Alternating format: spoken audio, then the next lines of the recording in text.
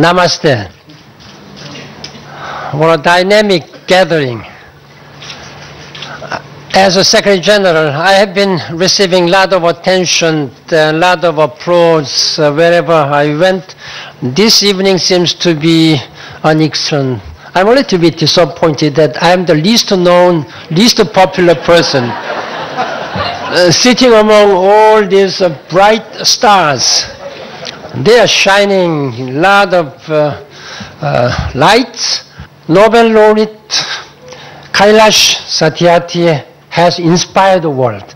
I just met him briefly. This is my first time. We met in New York before, since he got this Nobel Peace Prize, and this is the first time I congratulated him, and I really admired with the deepest respect for his lifelong fight and commitment to save a lot of children from this human slavery.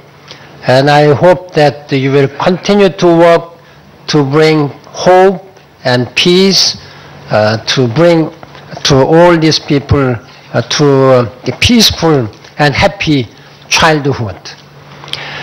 And Sachin Tendulkar, I heard that he is a god of cricket.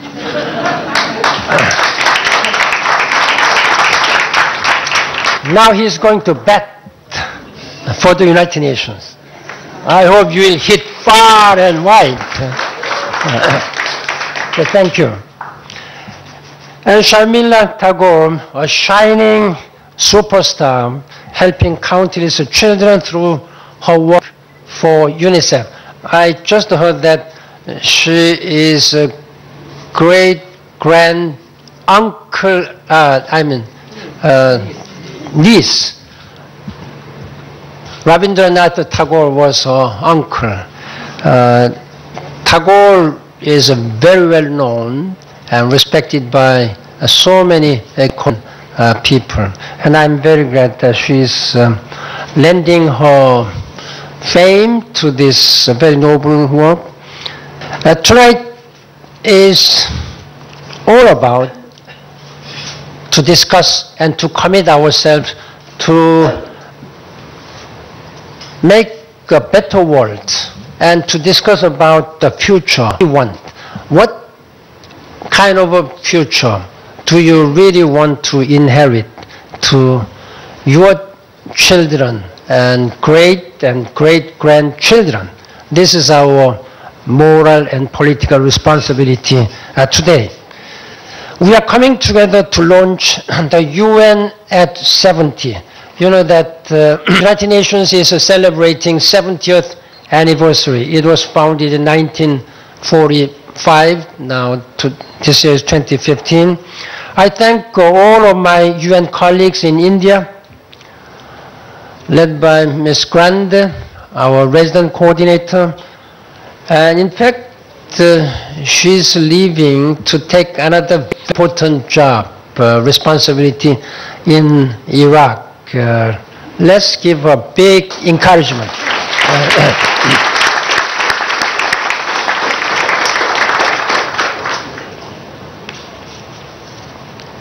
Now all these supporters, they came up with a wonderful slogan. This is young at 70. It's a clever play on word. If you want to write the young, Y-O-U-N-G, young, but you cannot write young without UN. Y-O-U-N-G. So this is a very clever wordplay, but it's also an initiative to involve young people, and the timing is perfect. Today is a National Youth Day in India. Congratulations for your commitment and wisdom. India has more young people than any other countries in the world. I have today 3 messages that I hope you will push out today. First, investing in women and children is the most powerful way to attain global progress. Second, We have to fight for the equality of all members of our human family, regardless of any difference, including sexual orientation. Third, when we strengthen the UN-India partnership, this country and our world will advance. Ladies and gentlemen, I have had a deep connection with India since I came here for my first diplomatic posting in 1972. I think some of you were not born even at that time. My son was born in India during that time, and maybe since we have such a strong family feeling about India, it was only natural that my daughter found an Indian man as her husband.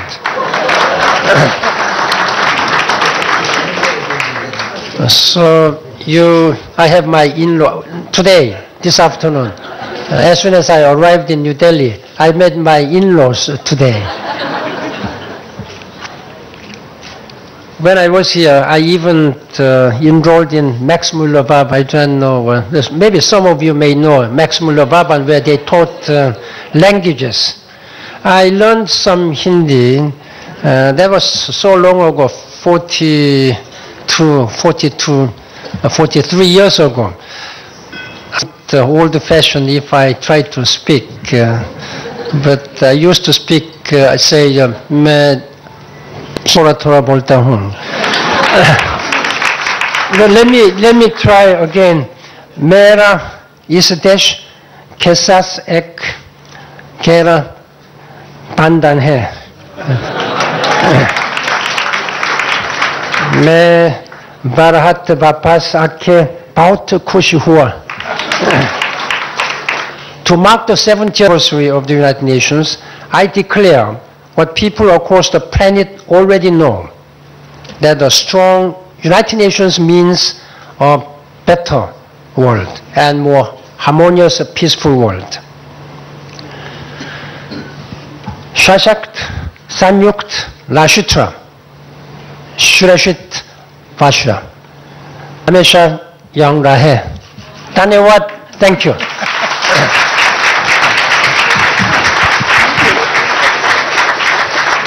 I am delighted to be with the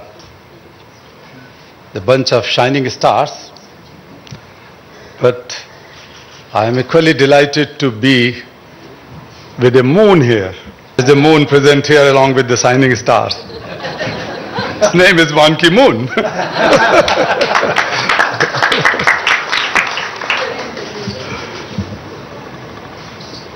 Friends,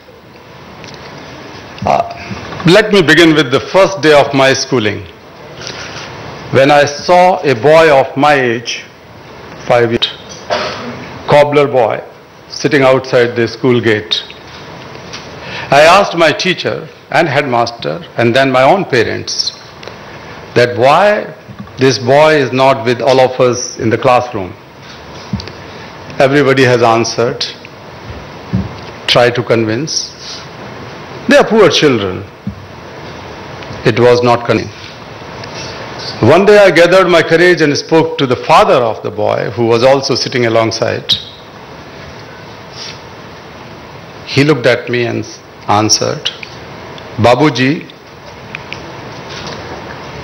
मैंने कभी ये सोचा नहीं, I have never thought about it. And then he said, we are born to.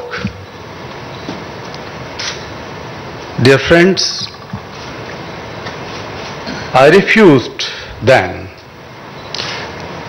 that some people are born to work and some people like me are born to enjoy fullest of our childhood and freedom. And I still refused to accept it. I kept on working alongside my studies, all my student life. But in 1981, a gentleman looking very frail and old came to me with a hope. Perhaps I was his only hope. His daughter, who was born up as child slave, child bonded labor at brick kiln, was about to be sold to a brothel. I could not wait. I thought that this daughter is my own sister or my own daughter. This was the first rescue operation I tried to carry out. It was not easy. Eventually we freed her. But that was the beginning of a crusade against child slavery, child bonded labor, child labor in India.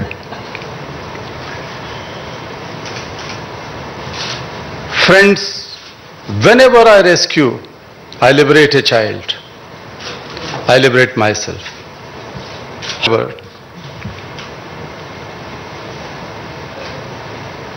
the saddest or the most shameful commentary of today's society in one sentence is slavery still exists in its cruelest forms, and the children are the worst victims of it. There cannot be any excuse for slavery in a civilized society. There must not be any excuse to get rid of it. We have to work. Friends,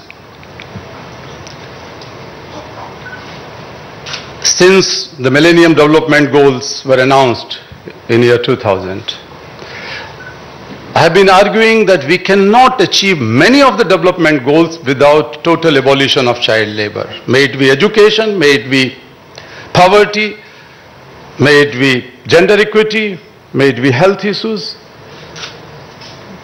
We have to eradicate, we abolish child labor. Millions of children, hundreds of millions of children were working in mines and stone quarries and brick kilns and other places. How can we educate them? I am thankful to United Nations Secretary General Mr. Ban Ki-moon and the international community that included child labor, forced labor, education and violence in the post-2015 goals, what we call the Sustainable Development Goals. They're very explicit language. Thank you very much for that. But I have a concern, one thing is still missing, that the number of child slaves in the world, according to United Nations on ages, is not declining despite the decline in total number of child laborers. It is still 5.5 million for last 15 years or so. You and I are born as free human beings. What is the sin of these 5.5 million children in the world?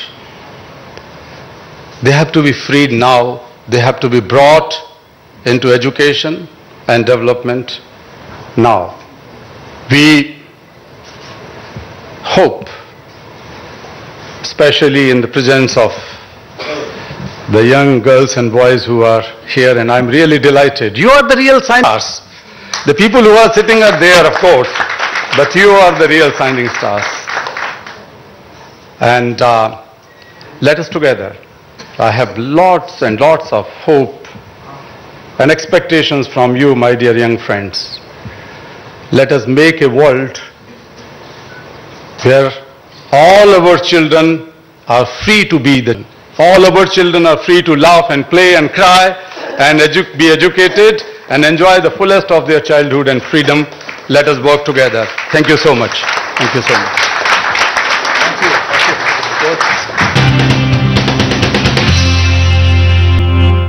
Let me first start by saying thank you to Satyarthi ji, because as a child I was playing cricket, chasing my dream, wanting to play for India and win the World Cup. Sharmila ji was acting, Nandita as well, winning the hearts of Indian people and millions of people across the globe. Satyarthi ji was busy fighting for the rights of the children in India and protecting them. I want to take this opportunity to thank you on behalf of the nation for everything that you have done for us. And in this fight, want to assure you that you are not alone. We are very much with you. Talking about childhood, I still sometimes sit aside and think of my childhood and gives me a reason to smile. I remember my parents giving me complete freedom to do whatever I wanted. I would spend hours and hours playing with my friends, but talking about hygiene, there was one rule. Food was not served if I dish my hands. So it became a habit. Children are the future of this planet. They are unpolished diamonds. It is up to us, the family members and the seniors around them, to mold their careers. So it's up to us to make them into those priceless diamonds. And it is possible. I also know that UN, under the leadership of Mr. Secretary General, along with Satyarthi ji, is trying to put an end to child slavery, to child labor and slavery. And it wouldn't be a place if I said that we all will strive to achieve that goal together, because the numbers that we mention and the numbers that you hear are staggering. That is one record we should not be proud of. As soon as I retired in the second part of my life, the second innings, I started about 13 months ago, 14 months ago. When I retired, the first responsibility I accepted was to become UNICEF ambassador for hand wash and sanitation.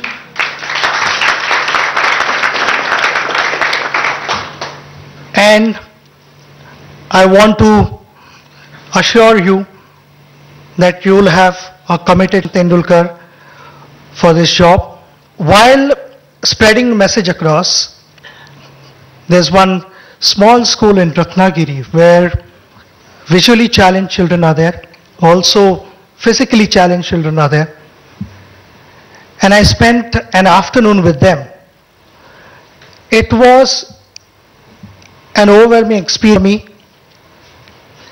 because I got to see the talent that they have in the remotest parts of India. I mean, it was a really, really small place, dilapidated buildings and so-called classrooms. I'm sure we can do a better job by giving them better facilities, but they were happy. The best way of giving this message across was, I thought, to start a cricket match. With visually challenged children, we played cricket, and it was fascinating to see how they consistently hit the ball. It's really impressive, and it gives you goosebumps to experience all those things, which in normal life, you experience all those things. You take everything for granted, including your freedom. And I had this hand washing session with them, where I made them promise me that not just the school friends, but anyone living the next door, and including your family members, because sometimes your parents or your grandparents learn a lot of things from children when they come back home. Whatever they've learned in school, they go back home and they teach them. And they've promised me to spread this message across as much as they can. And I want to reiterate that as UNICEF ambassador, I would try my level best, and this wouldn't be a disappointing innings, hopefully with the grace of Almighty. Thank you very much once again for having me here.